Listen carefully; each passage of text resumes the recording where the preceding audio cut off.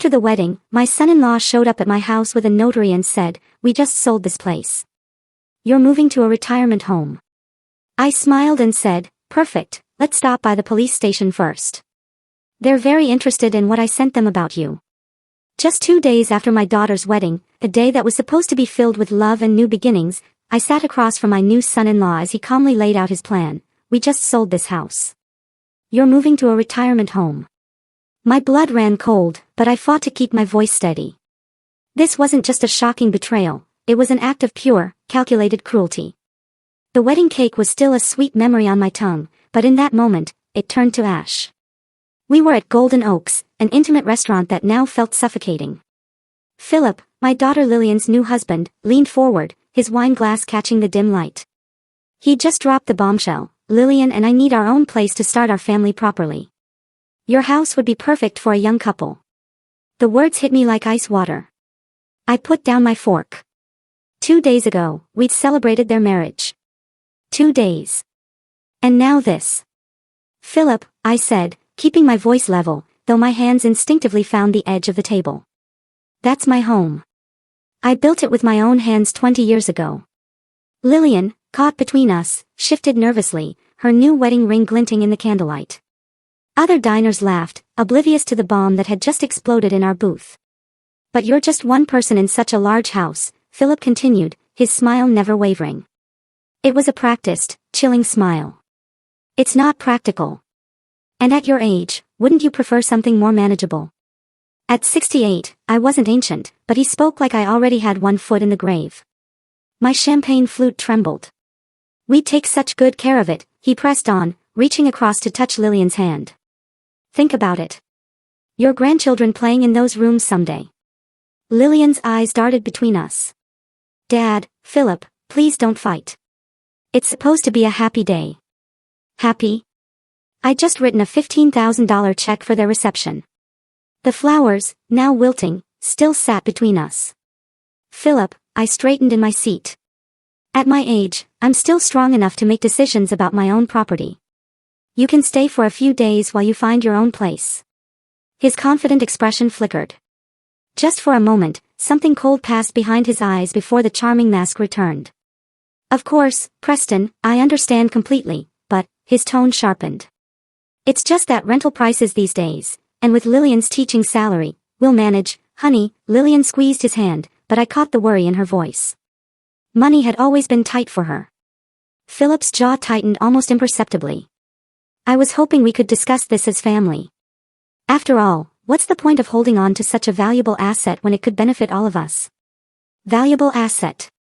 Not my home. Not the place where I'd carried my wife over the threshold. Where Lillian had taken her first steps. Where Margaret had spent her final days. An asset. The background jazz felt mocking. Couples at other tables shared intimate conversations while mine fell apart in real time.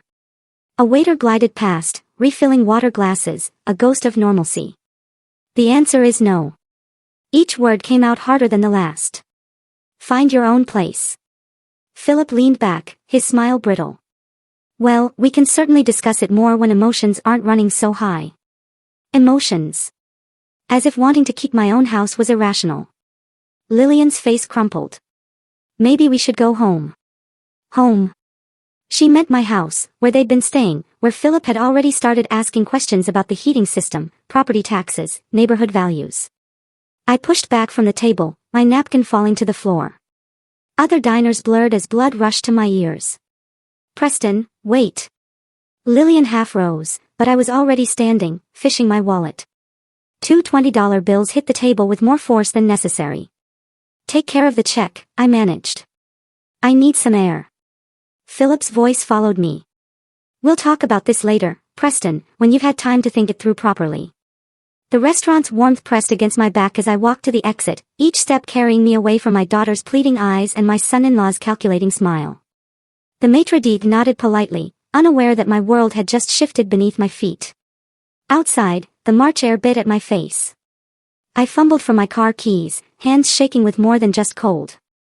The drive home passed in silence, Lillian's worried glances burning into my conscience through the rearview mirror. By the time I pulled into my driveway, my tie felt like a noose. Inside, I loosened the silk knot and poured 3 fingers of whiskey. My study welcomed me with familiar shadows. The leather chair, worn to my shape. Bookshelves, holding 40 years of collected wisdom. Margaret's photos, smiling from the desk corner. I sank into the chair with a grunt. Outside, streetlights painted geometric patterns across my yard. My yard. My house. The audacity of it still stole my breath. $15,000. I'd written that check without hesitation, watching Lillian's face light up as she described her dream wedding. The Golden Oaks reception, the string quartet, the elaborate floral arrangements that cost more than some people's cars. All so my daughter could have her perfect day. Now, her husband wanted the house, too. I pulled out my phone, scrolling through wedding photos from 2 days ago.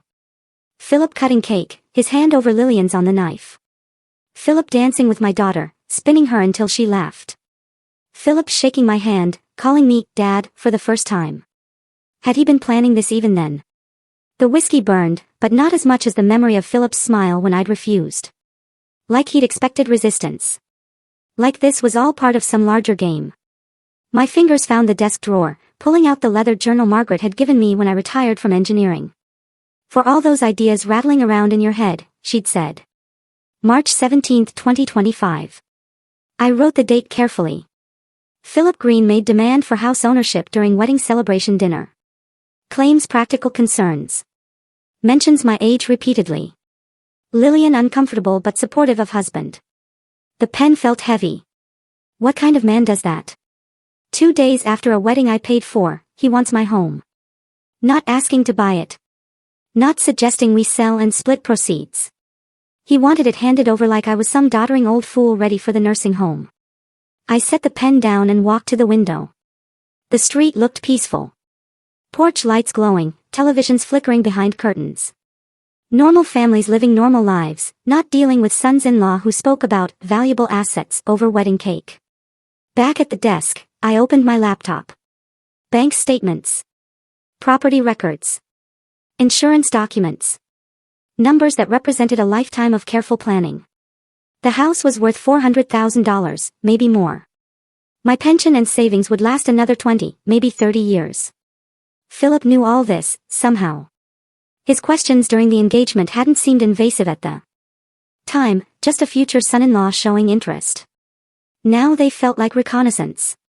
What's your property tax situation like, Preston? This neighborhood must have great appreciation rates. Have you considered what you'll do with all this space eventually? I'd answered honestly, proud of my financial stability. Proud to show Lillian's fiancé that she came from a secure family. Margaret's photo caught the lamplight, her eyes seeming to watch as I worked. What would she say about this? She'd always been better with people than me. Better at reading hidden motives. Trust but verify, she used to say. People show you who they are if you pay attention. I'd been too happy about Lillian's engagement to pay proper attention. Too grateful she'd found someone after her divorce 3 years ago. Too relieved she seemed settled and content. The journal lay open, waiting. I picked up the pen again. Philip Green, 38 years old, business consultant, claims to help small companies improve efficiency. Works from home, travels occasionally for clients, never mentioned specific companies or showed detailed business knowledge during conversations. The more I wrote, the more questions emerged. What exactly did Philip do for work? I'd never seen him in a proper office building, never heard him take business calls around the house. His income seemed adequate, but not excessive. Yet he proposed with a 2-carat ring that must have cost $20,000.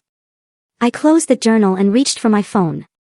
Tomorrow, I'd start asking questions. Beginning with a call to Edward Lloyd. My lawyer. He'd handled Margaret's estate. Knew my financial situation. Understood the value of discretion. Something felt wrong about Philip Green. Very wrong. The grocery bags felt heavier than usual as I pulled into my driveway that Thursday afternoon. 2 days of restless sleep since that restaurant confrontation had left me drained, every shadow seeming to hide new threats to my peace of mind. Cecil Brown, my neighbor, straightened from his flower bed as I stepped out of the car. His weathered face wore the expression of a man with urgent news. Preston, he crossed from his yard to mine with quick steps. I need to tell you something important. I set the groceries on my car's hood. Cecil's former police instincts were evident in his serious tone. What's going on? Yesterday afternoon, Philip brought someone to your house. Cecil glanced toward my front door, then back to me. Business type, in a suit, carrying a briefcase and some kind of measuring device. My blood went cold. What were they doing exactly? Walking around the property, measuring things, taking photos. The guy was writing everything down in a notebook. Cecil's eyes narrowed. Looked like a professional assessment to me. Real thorough job. The groceries suddenly felt insignificant. How long were they there? About an hour, maybe longer. Philip had keys. Let him inside, too. Cecil's expression showed he understood the implications. Guy spent a lot of time in your backyard. Measured the fence line. Took pictures of the foundation. My hands clenched into fists. Figured you knew about it. Otherwise, I would have called sooner. Thank you, Cecil. This is very important information. I grabbed the grocery bags with shaking hands. Very important indeed. Inside, I dropped the bags on the kitchen counter and went straight to my study. The computer took forever to boot up, each second stretching like an hour while my mind raced. Browser history. If Philip had used my computer, there would be traces. The search history loaded, and my worst fears materialized on the screen. Wednesday afternoon, while I'd been at the hardware store, someone had conducted extensive research. Property appraisers, Chicago suburbs, real estate evaluation services, quick house sale companies, cash buyers, residential properties. Each search term hit like a physical blow. I scrolled down, finding more. Legal requirements, property transfer Illinois, power of attorney, real estate transactions, elderly homeowner assistance programs. My hands trembled as I clicked through the visited websites. Professional appraisal services. Companies that promised quick sales for cash. Legal firms specializing in property transfers for senior citizens. Philip hadn't just brought an appraiser to my house. He'd researched the entire process of taking it from me. The chair creaked as I leaned back, processing the magnitude of his deception. This wasn't a spontaneous request made over dinner wine. This was a calculated plan, probably months in the making. I thought about the engagement period, Philip's careful questions about my finances, his interest in my daily routines. Had he been evaluating me like a target from the beginning? My phone buzzed. Text message from Lillian.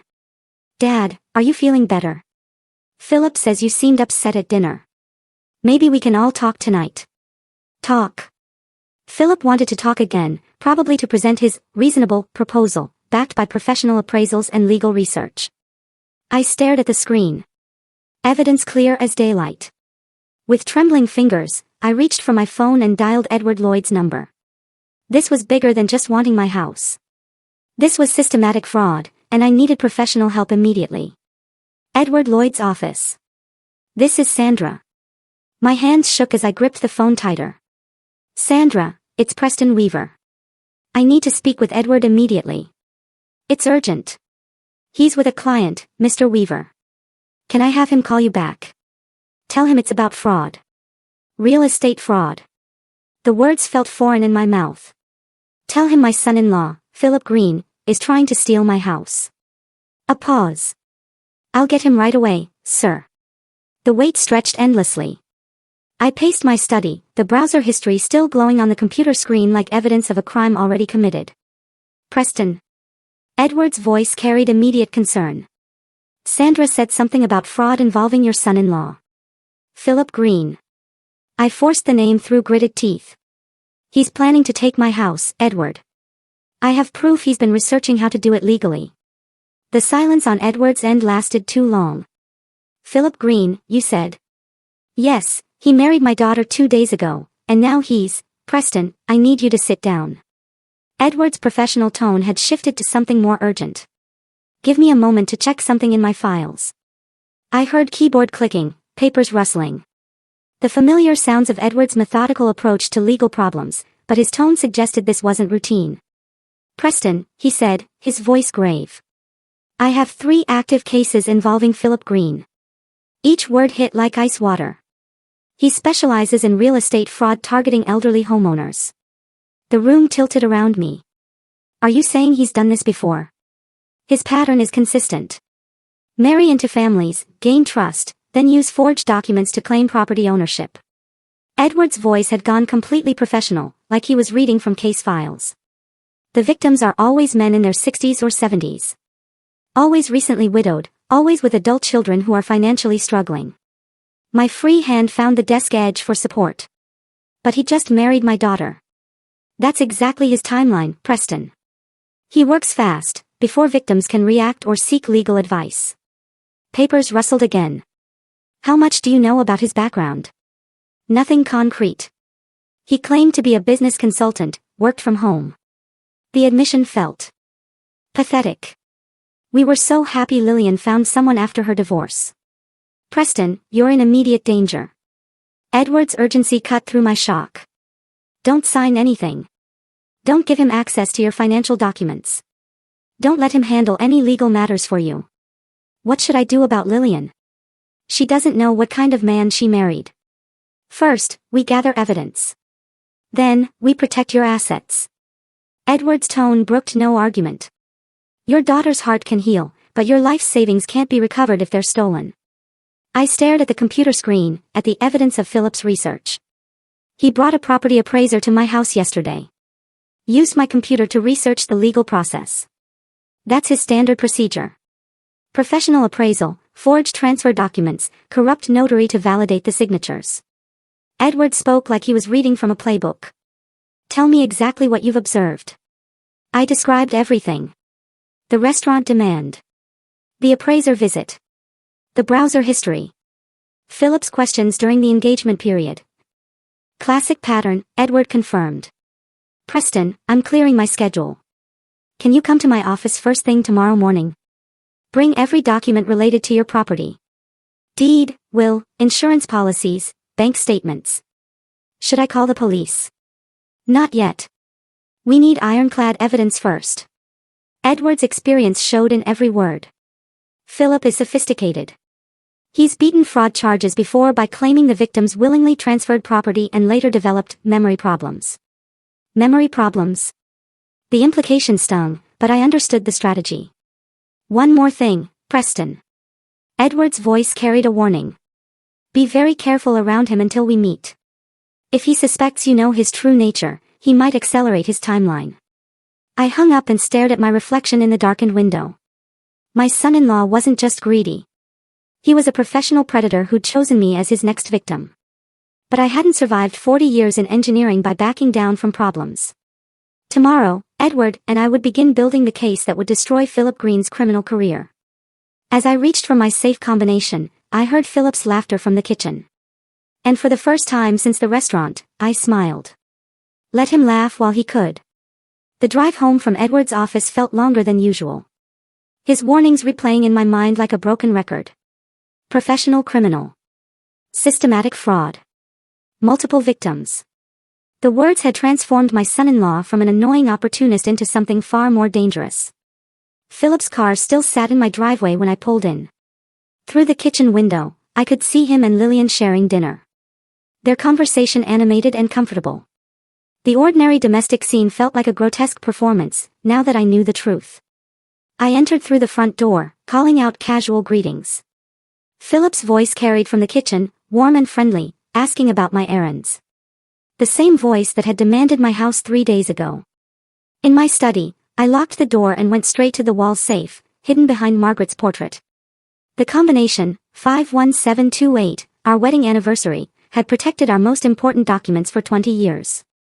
Inside lay the foundation of my life's work. Property deed from 1985. Updated will from 2023. Insurance policies. Investment statements. Documents Philip needed to steal my legacy.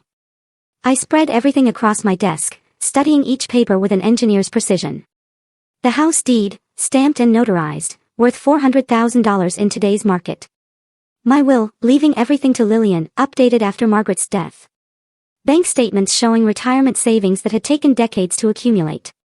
Philip had access to none of this yet, but Edward's warnings echoed, he works fast. From the kitchen came the sound of dishes being cleared. Normal married couple routines that masked Philip's predatory nature. How many other families had he infiltrated this way? How many other fathers had sat in their studies, realizing too late that they'd welcomed a thief into their homes? I pulled out my journal and began documenting everything with methodical precision. Each suspicious conversation during the engagement period. Every question about finances that had seemed caring but was actually reconnaissance. Preston, you must get tired rattling around in this big house. Have you considered what you'll do with all this space eventually? Lillian worries about you living alone. Every comment now revealed its true purpose. Evaluation of my vulnerability. Assessment of my attachment to the property. Manipulation of my daughter's concern for my welfare. The safe also contained Margaret's jewelry, including her engagement ring. 2 carats, similar to what Philip had given Lillian. Where had a struggling business consultant gotten $20,000 for a ring? I photographed each document methodically, storing copies in multiple locations. If Philip somehow accessed the originals, I'd still have proof of ownership. The engineer in me understood redundancy and backup systems. My phone rang. Lillian. Dad, are you okay? You've been so quiet since the wedding dinner. Her voice carried genuine worry. The same concern Philip was undoubtedly exploiting. I'm fine, sweetheart. Just tired. Philip thinks maybe we should all sit down and talk things through. Clear the air. Clear the air, or present his forged documents and fake appraisals, backed by legal research and professional preparation. Maybe tomorrow, I said. Let me get some rest first. After hanging up, I continued my security preparations. Changed all my banking PINs. Called my insurance company to add fraud alerts. Scheduled a meeting with my investment advisor to discuss protective measures. 3 other families destroyed, Edward had said. 3 other fathers who trusted their daughter's choice in men. Who'd believed in family unity over suspicious caution. But I wasn't them. 40 years of problem solving had taught me to analyze threats systematically. To prepare for failure modes. To build safeguards against worst-case scenarios. I locked the documents back in the safe and checked my watch. 9:30, Philip and Lillian were probably settling in for the evening, planning their future in my house, with my money. Tomorrow, I'd begin the real battle, but tonight I had one more call to make. The bank's fraud prevention hotline answered on the second ring. First National Security Department. This is Jennifer. This is Preston Weaver. Account number 447291. I need to report suspicious activity involving my son-in-law. As I explained the situation to Jennifer, I heard Philip's laughter from upstairs. And my smile returned. Let him enjoy his last night of feeling secure. Tomorrow his world would start crumbling, just like he'd planned for mine.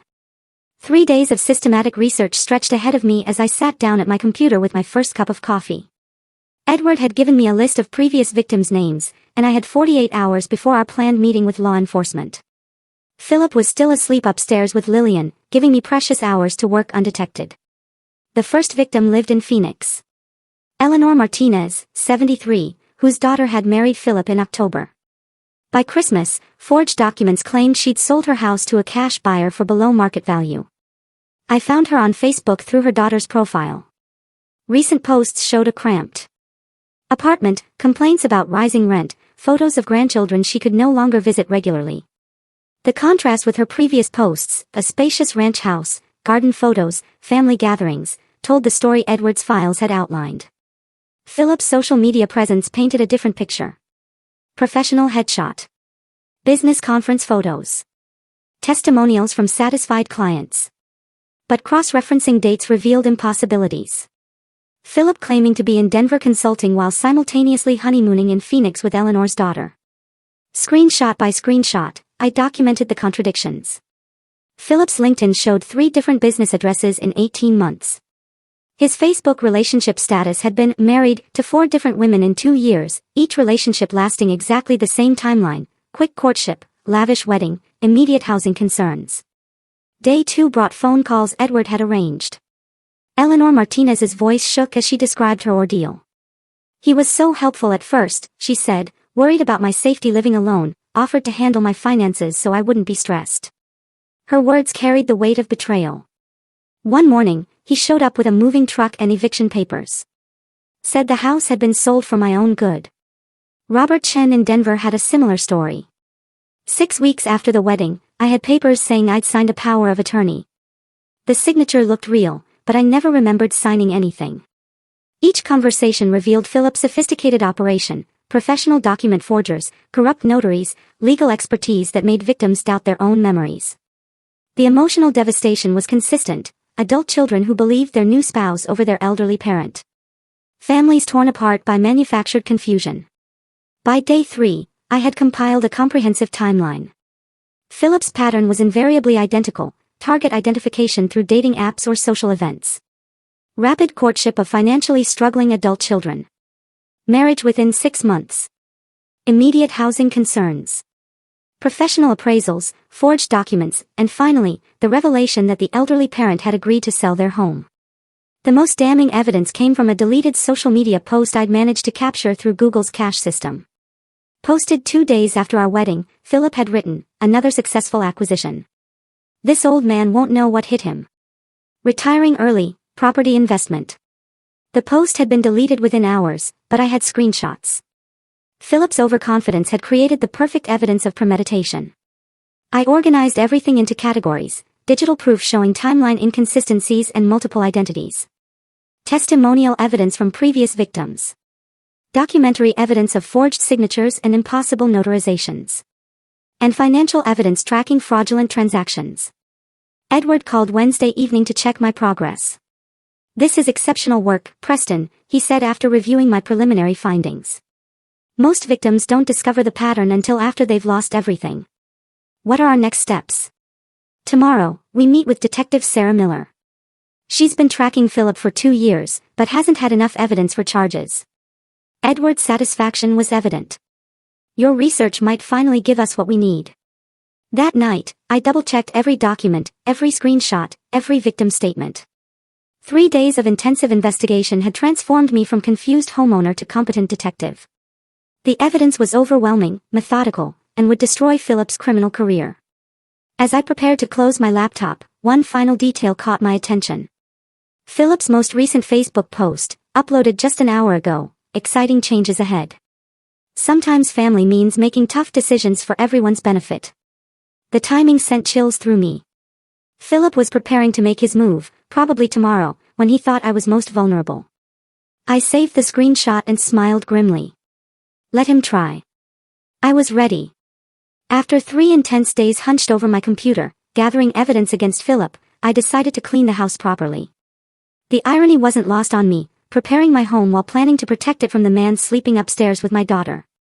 As I moved the coffee table to vacuum beneath it, something caught the morning light. A tiny lens, no bigger than a shirt button, nestled behind the decorative ceramic bowl Margaret had bought in Italy. My engineering mind processed the impossibility immediately. This wasn't dust or a dropped screw. Someone had placed a camera in my living room. My hands trembled as I examined the device. Professional grade, motion activated, with what looked like a micro SD card slot. The installation was sophisticated, nearly invisible unless you knew exactly where to look. Philip had been recording me. The violation felt worse than his demand for my house. This was my sanctuary, the place where I'd grieved Margaret, where I'd made private phone calls, where I'd planned my investigation. All of it captured on digital video. I fought the urge to rip the device from its hiding place. Evidence. This could be evidence if I handled it correctly. Using the small screwdriver from my toolbox, I carefully extracted the micro SD card. My computer took forever to recognize the tiny device. Each second stretched as I imagined what recordings Philip might have made. 47 video files appeared on screen, spanning 2 weeks.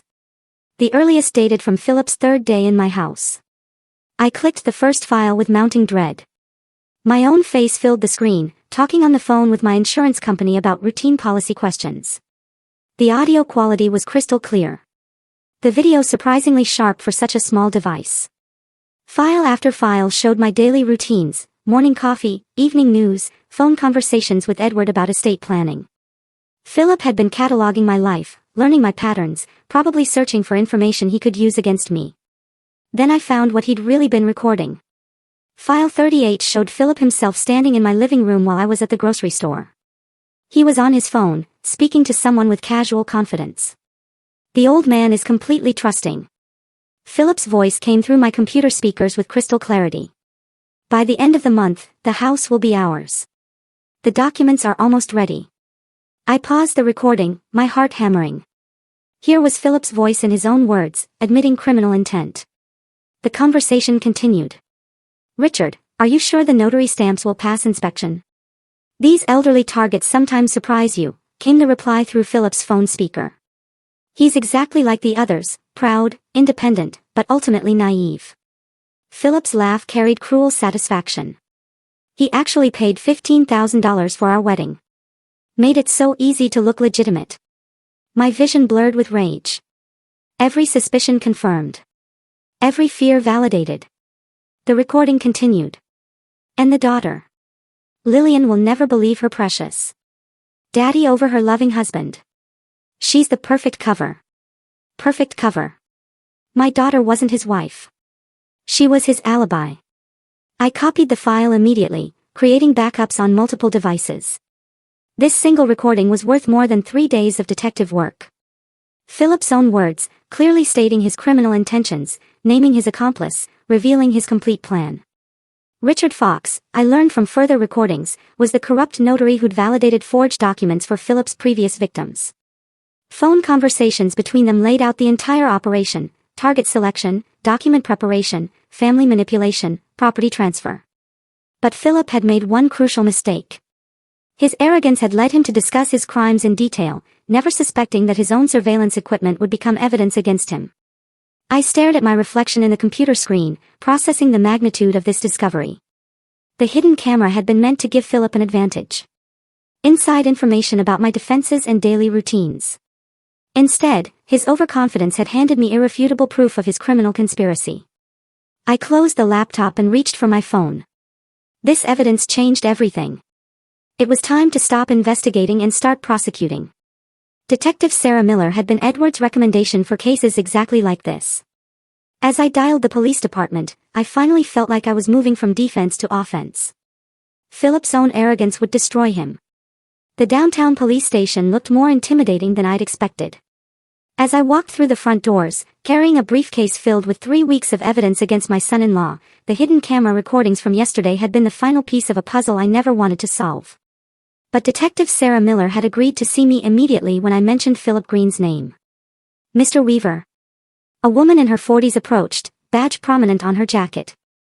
I'm Detective Miller. Thank you for coming in. Her handshake was firm, professional, but I caught genuine curiosity in her expression as she led me toward an interview room. I have to admit, I wasn't expecting much when you called, she said, gesturing for me to sit across from her at a metal table. Most elderly fraud victims have very little concrete evidence. I set my briefcase on the table with deliberate precision. Detective Miller, I spent 40 years as an engineer. I believe in documentation. She opened my case and began reviewing the organized folders, her eyebrows rising steadily. Social media screenshots. Victim testimonies. Financial records. And finally, the audio recordings from Philip's hidden camera. After reviewing what you've brought me, she said after 20 minutes of careful examination, I can say that this is the most comprehensive case file I've seen in 15 years. Detective Miller turned to her computer, typing rapidly. We've been tracking Philip Green across 3 states for 8 months.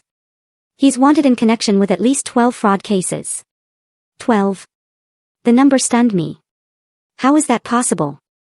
He's very good at what he does. Her tone carried professional frustration. Victims are often too embarrassed to report, and evidence is usually insufficient for prosecution.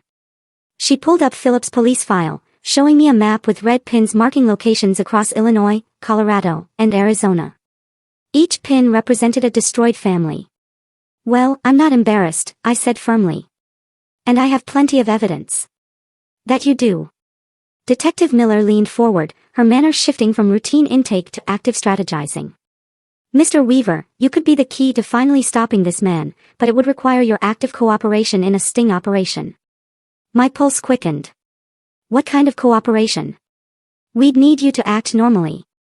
Let Philip proceed with his plan while we record everything for evidence. She studied my face carefully. It means letting him think he's succeeding until we have him on tape committing the crime. The idea of pretending normalcy while Philip plotted against me felt surreal. You want me to let him think he's winning?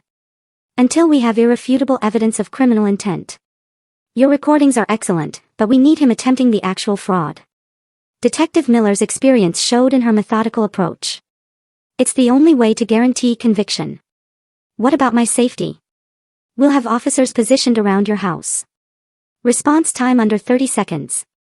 She pulled out a small device, no bigger than a car key fob. Panic button. One press brings immediate backup. I held the device, feeling its weight. After 3 weeks of gathering evidence, the prospect of finally confronting Philip directly felt both terrifying and necessary. When would this happen? Based on your recordings, Philip mentioned end of the month. That gives us 1 week to prepare. Detective Miller began organizing my evidence into official police folders. We'll need to install additional recording equipment, coordinate with the district attorney's office, and brief our tactical team. What about Lillian? My daughter doesn't know what she's married to. Detective Miller's expression softened slightly. Family situations are always the hardest part of these cases. But protecting your daughter means stopping Philip before he destroys more families. I thought about Eleanor Martinez, crying over her lost home. Robert Chen, hospitalized from stress. 12 families torn apart by one man's greed. Detective Miller, what do you need from me? Everything you've given me today is a perfect start. She stood, extending her hand again.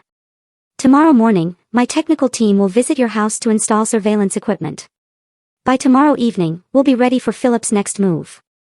As she walked me to the station exit, I felt the weight of our plans settling on my shoulders. 24 hours to mentally prepare for the most important conversation I'd ever have with Philip. Mr. Weaver, Detective Miller said at the door, in 15 years of police work, I've never seen a victim turn the tables this completely. Philip Green has no idea what's coming. I drove home, knowing that my quiet retirement had just become the final chapter of a criminal's career. The house felt different as I walked through the front door, knowing that within 24 hours, it would be transformed into a crime scene. Detective Miller's technical team would arrive at 8 a.m. to install their equipment, and by evening, every word Philip spoke would be recorded for evidence. I had one night to mentally prepare for the performance of my life. Lillian and Philip were out for the evening, giving me precious hours of solitude to process what lay ahead. I sat in my study, surrounded by the evidence that had brought me to this point, and tried to imagine tomorrow's conversation. Philip would present his forged documents with practiced confidence. I would need to react naturally, shocked, confused, gradually defeated. The performance had to be convincing enough that he'd reveal his criminal methods on camera. Morning came too quickly. At 8 a.m. sharp, 3 unmarked vans pulled into my driveway. Detective Miller emerged from the first vehicle, followed by technical specialists carrying equipment cases. Mr. Weaver, we'll have everything installed within 4 hours, she announced, directing her team toward my house. After that, we rehearse. I watched in fascination as the specialists worked with surgical precision.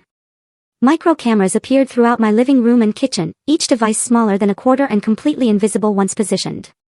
Audio equipment followed, directional microphones that could capture whispered conversations from across the room. These cameras record in ultra-high definition, the lead technician explained, adjusting a lens behind a picture frame. The audio system filters background noise automatically. Unless Philip specifically looks for surveillance equipment, he won't notice anything. Detective Miller handed me an earpiece, no bigger than a hearing aid. Direct communication with our monitoring station. We'll be able to guide you if necessary. Where will you be positioned? Mobile command unit across the street. Officers in neighboring houses. Backup team 2 blocks away. She showed me a tablet displaying multiple camera angles from my own living room. Response time will be under 30 seconds if you use the panic signal. By noon, the installation was complete. My familiar home had become a sophisticated recording studio. Every surface concealing equipment worth thousands of dollars. Now we rehearse, Detective Miller announced. For 2 hours we practiced likely scenarios. A detective played Philip while I rehearsed natural responses to his manipulation tactics. Remember, your safety is our top priority, Detective Miller emphasized. Don't try to trap him. Let him reveal his criminality organically. Just be yourself. Be suspicious. Ask the questions any reasonable person would ask. So, Preston, we need to discuss the house transfer paperwork, the detective said, role-playing Philip's likely approach. I'm not interested in transferring anything, I replied. Perfect. Keep your responses natural and firm. The more he has to explain, the more evidence we'll gather. At 3 o'clock, Detective Miller tested all communication systems one final time. The earpiece crackled to life. Testing, Mr. Weaver. Can you hear me clearly? Crystal clear. Excellent. Officers are moving into position now. I watched through my kitchen window as neighbors I'd known for years welcomed visiting relatives into their homes. Cecil Brown gave me a subtle nod from his front yard, knowing his house now contained 2 armed officers. Technical check complete, Detective Miller reported. All cameras recording, audio levels optimal, communication systems active. The house looked exactly the same. But I knew that sophisticated equipment, worth more than my car, was now documenting every movement, every conversation, every breath. At 5 o'clock, Philip's car pulled into the driveway. Showtime, Mr. Weaver, Detective Miller's voice whispered through my earpiece. Remember, we're right here with you. I touched the panic button in my pocket and watched through the front window as Philip approached my door, carrying a manila envelope that undoubtedly contained forged documents with my signature. He knocked with cheerful confidence, completely unaware that his next conversation would be his last as a free man. The doorbell rang at exactly 5:30, and I felt the tiny vibration from the communication device in my pocket. Detective Miller signaled that all recording equipment was active.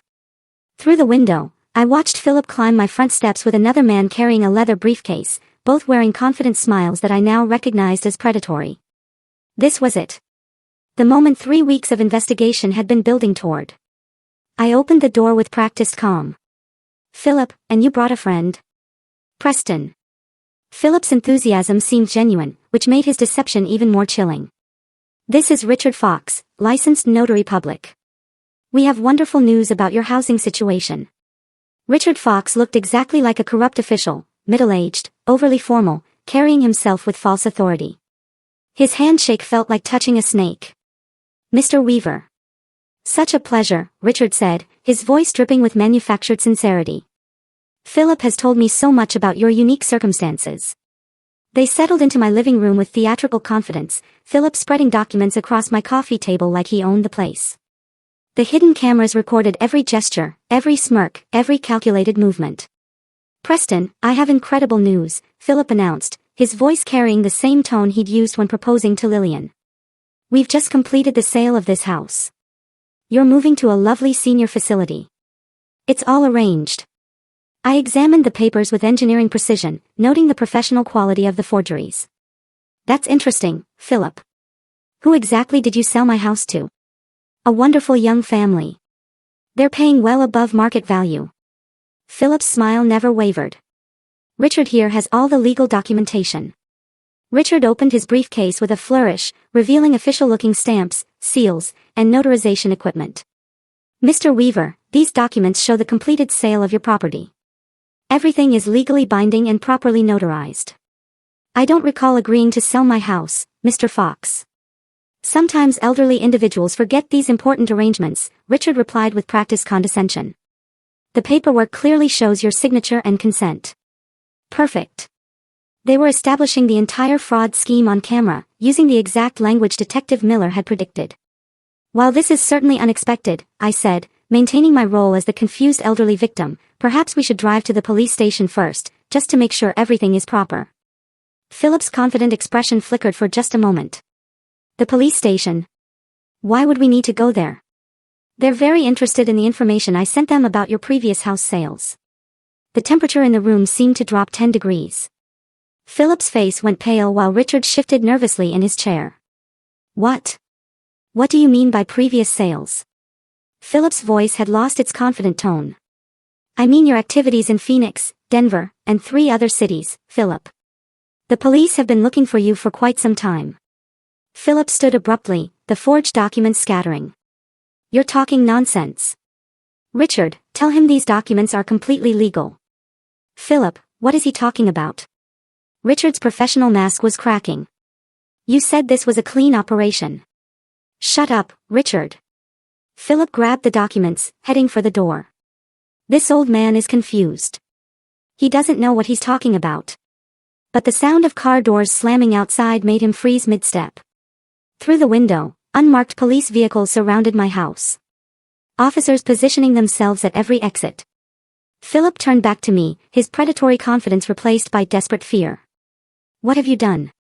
I pressed the panic button in my pocket and said calmly, I protected my home from thieves, Philip. Something you should have considered before you decided to target the wrong engineer. The front door burst open, and Detective Miller stepped through with 3 uniformed officers, their badges gleaming under my living room lights. Philip stood frozen in the center of my living room, still clutching the forged documents that would now serve as evidence of his crimes. Philip Green, you're under arrest for fraud, forgery, elder abuse, conspiracy, and interstate criminal enterprise, Detective Miller announced, her voice carrying the authority of 15 years in law enforcement. This is ridiculous. Philip's confidence cracked completely. Preston, tell them this is a family misunderstanding. The only misunderstanding, Philip, was thinking you could steal my house. I remained seated, watching justice unfold with engineering precision. Richard Fox had already raised his hands in surrender, his briefcase open to reveal the tools of their criminal trade. Officers, I want to cooperate fully, he said, his voice shaking. I didn't know about his previous crimes. Mr. Fox, you're also under arrest, Detective Miller replied. Your cooperation will be noted in your file. Richard, don't say anything. Philip shouted as officers moved to secure him. They can't prove anything. But they could prove everything. The surveillance cameras had captured every word, every gesture, every incriminating admission. As Philip raised his hands for handcuffs, I felt the satisfaction of a complex engineering project reaching successful completion. Sir, we need you to hand over those documents, one officer commanded. Philip's last act of defiance was attempting to tear up the forged papers. 2 officers stopped him immediately, preserving evidence that would send him to federal prison. These papers are private family business, he protested. They're evidence in multiple felony cases across 3 states, Detective Miller corrected, carefully collecting each document for the evidence chain. Through my front window, I watched neighbors gathering on the sidewalk. Cecil Brown stood in his yard with arms crossed, nodding approval. The quiet suburban street had become a crime scene, and the entire community was witnessing Philip's downfall. Mr. Weaver, for the record, Detective Miller said, did these men attempt to fraudulently claim ownership of your house using forged documents? Yes, Detective. Using fake signatures, corrupt notary seals, and systematic intimidation tactics. He's lying. Philip's desperation was complete now. This was a legitimate family arrangement. I was helping an elderly man who can't manage his own affairs. The irony was perfect. Philip's final defense was exactly the condescending attitude that had motivated me to fight back so methodically. Your honor will determine the legitimacy, Detective Miller replied, leading Philip toward the door in handcuffs. Richard's cooperation began immediately. Officers, I have information about other operations. Other targets Philip was researching. I want to help prevent more crimes. Smart choice, Mr. Fox, Detective Miller said. Full cooperation might reduce your sentence from 15 years to 5. As the police cars loaded their prisoners, media vans began arriving.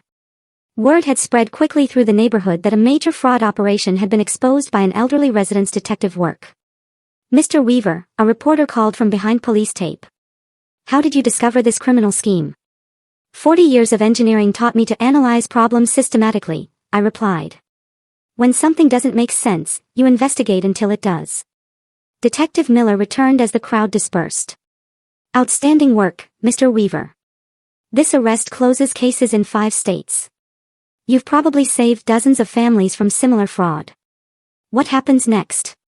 Trial in about 8 weeks. With your evidence and today's recordings, conviction is virtually certain. She handed me her card. The district attorney will want to discuss your testimony. But this case is as solid as they come. I looked at my house, finally secure again, no longer under threat from criminal predators. The surveillance equipment would be removed tomorrow, returning my home to normal. But I would never be the same person who'd been surprised by Philip's demand 3 weeks ago. Detective Miller, I said, thank you for believing an old man's suspicions were worth investigating. Mr. Weaver, she replied with genuine respect, you didn't just help yourself. You stopped a career criminal who was destroying families across the country. That's something to be proud of. As the last police car disappeared down my quiet street, I realized that while this battle was won, the war for justice was just beginning. Philip's trial would be the final chapter in a story that started with his arrogant demand for my house. But tonight, for the first time in weeks, would sleep peacefully in my own bed, in my own house, protected by my own intelligence and determination. 8 weeks had passed since Philip's arrest, and I walked up the granite steps of the Cook County Courthouse, carrying the same briefcase that had helped convict him. The spring morning was crisp, May sunshine warming my face as I prepared for the final confrontation. Detective Miller waited by the courthouse entrance, and she smiled as she saw me approaching. "Ready for the final chapter, Mr. Weaver?" she asked. "More than ready," I replied, feeling the weight of justice in my briefcase. Inside, the courtroom buzzed with activity. Philip sat at the defendant's table in an orange jumpsuit, his confident swagger replaced by the hollow stare of a man facing decades in prison. Richard Fox had already pleaded guilty in exchange for testimony against his former partner. But the most important sight was Lillian, sitting in the front row behind the prosecution table. She'd filed for divorce within a week of Philip's arrest, reclaiming her maiden name and her dignity. When our eyes met, she smiled with the same warmth I remembered from her childhood. Judge Jonathan Clark called the court to order. "Ladies and gentlemen of the jury, we are here today to determine the guilt or innocence of Philip Green on charges of interstate fraud, forgery, elder abuse, and criminal conspiracy." The prosecutor's opening statement laid out Philip's criminal empire systematically. 12 victims across 5 states, over $2 million stolen in property. A pattern of targeting elderly homeowners through marriage fraud spanning 3 years. The evidence will show, the prosecutor concluded, that Philip Green is not an opportunistic criminal, but a systematic predator who destroyed families for personal profit. Philip's defense attorney attempted damage control. "Ladies and gentlemen, my client made poor choices, but he's not the mastermind the prosecution claims. He was manipulated by others into these unfortunate situations." I almost laughed. Even facing life in prison, Philip couldn't accept responsibility for his own actions. The prosecution's case unfolded with mathematical precision. Victim after victim testified about Philip's identical methods: quick courtship, immediate housing concerns, forged documents, corrupt notarization, and family destruction. Eleanor Martinez from Phoenix spoke through tears about losing her home of 40 years. Robert Chen from Denver described the stress-induced heart attack that followed his eviction. Each story was identical, each family devastated by the same systematic predator. Then came the audio recordings from Philip's own surveillance camera.